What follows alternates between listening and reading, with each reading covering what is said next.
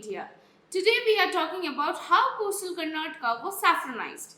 Well, this series that follows is an attempt to understand South Kannada's temporary history.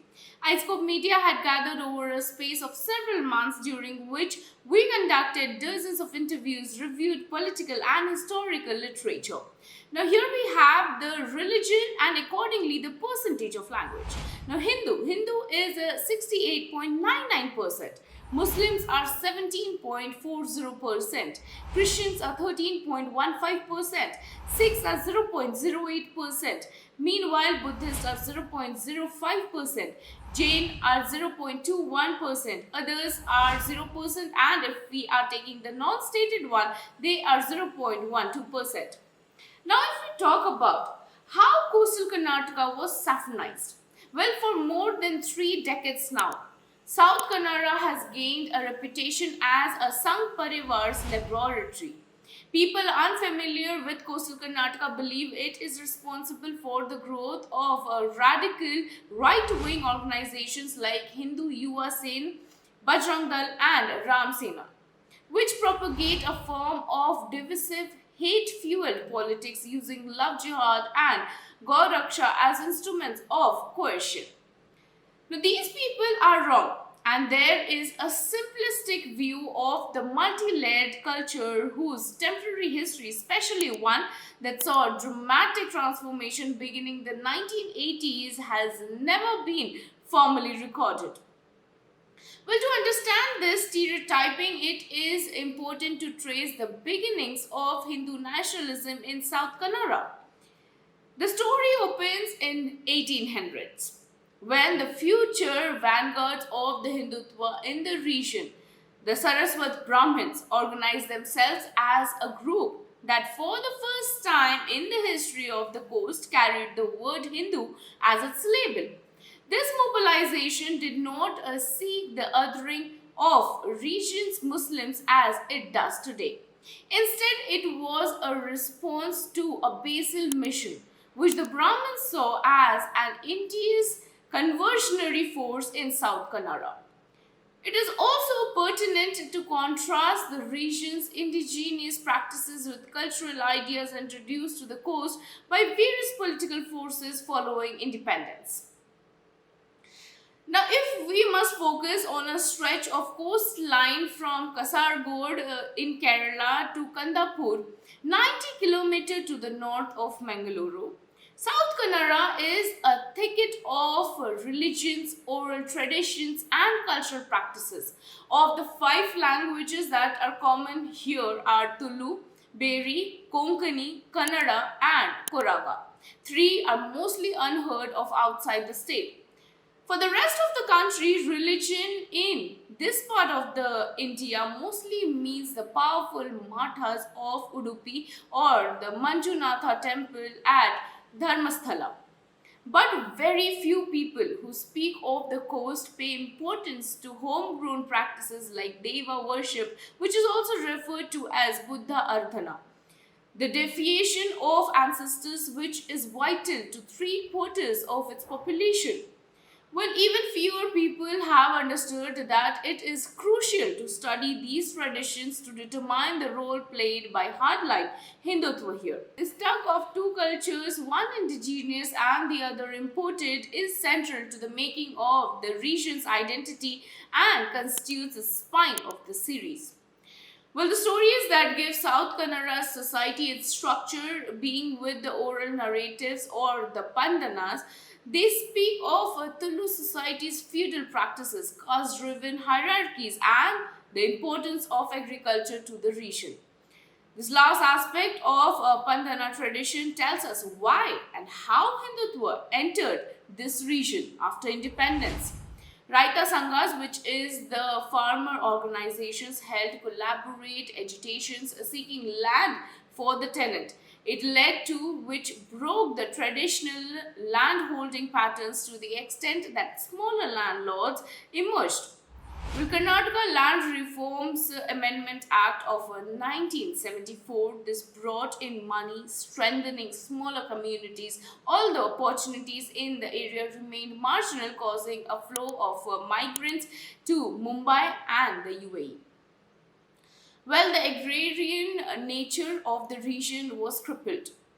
This also meant that Deva Aradhane, in which everybody from the village took part, lost its primacy. Deva Sanas, where people went to worship, was neglected as the 70s saw a drop in cash flow.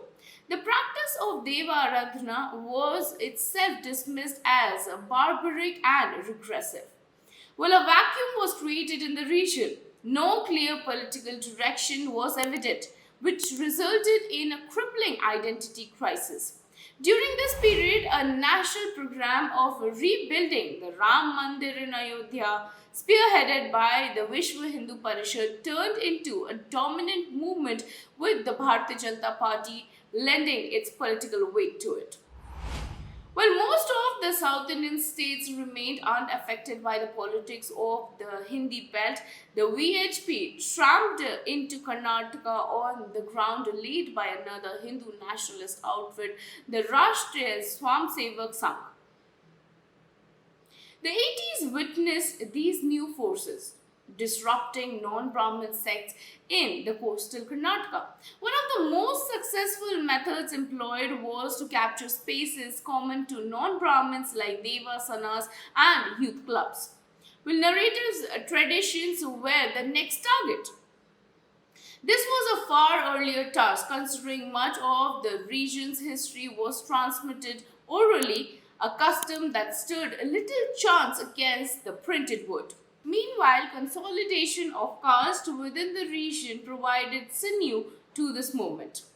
Groups that had traditionally dominated and skirmished with the other clusters within the South Kanara's social hierarchy banded together against a shared enemy. Their efforts funded by the remittances from an entire generation of locals who had traveled to the Gulf countries in search of work. Well, Brahmin priests took the place of local preachers. Buddhas became incarnations of Shiva and Vishnu. National gods turned primary and local deities secondary. The shattered voices of communities was syncretized as political Hindu. The three organizations that marshaled this movement into place was VHP, that was Vishwa Hindu Parishad. Bajrang Dal, Hindu Yuva Sene adopted a strategy that had succeeded brilliantly in other parts of the country. Now, South Kanara was propelled into the national consciousness and infamy. Hindu vigilant groups carried out public attacks against Muslims suspected of smuggling cows, churches were vandalized, women, both Hindu and Muslim, became unwitting subjects of male protectionism. Outsider, insider, alien, native, enemy, ally gripped South Kanara as the dominant binaries. And yet, none of this offers a true picture of this swathe of Karnataka. It only makes apparent that no formal record of South Kanara acknowledges the extent to which cultural beliefs and practices flow back and forth between its various communities, or the doggedness with which shared the tradition and the interfaith conventions continue to mark their lives. But Doberia Abhairideva is seen as the protector of the seafaring Mogaviras, or where many faithful spanning religions make vows and pray at Hazrat Saidini Bibi Sahiba at her dargah in Mangaluru.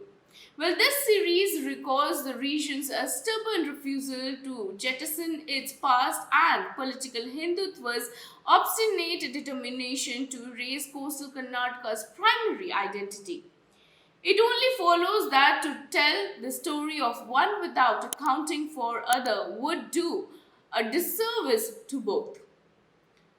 The regional media in Karnataka has resorted to highly subjective terms to describe the recurrent patterns of communal outbursts in coastal Karnataka, particularly in the outlying areas of Mangaluru city in recent years.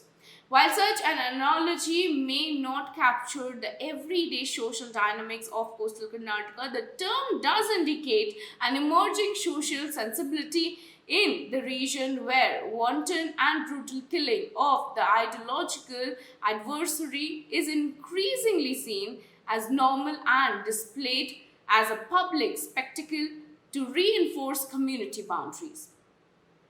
Well, it is important to distinguish between ideological and social communalism mounted in coastal Karnataka on the one hand and the political communalism elsewhere in the state, largely organized by the electoral calculation at work on the other. Well, political communalism employs an event, a movement, a syncretic space, or a social cleavage to pit a large group of people against the others. But social and ideological communalism, as in coastal Karnataka, attempts to sever communities from all social ties and employs every possible resource to subserve this end. At the same time, such communalism operates in a context of growing sociality. It marks off a people from the rest when their adherents are akin to one another by involving religious divide as its justification. Well, this was all about it, how the coastal Karnataka was saffronized. Well, stay with us, we shall bring you more such interesting topics. This is Aparna Singh reporting for iScope Media.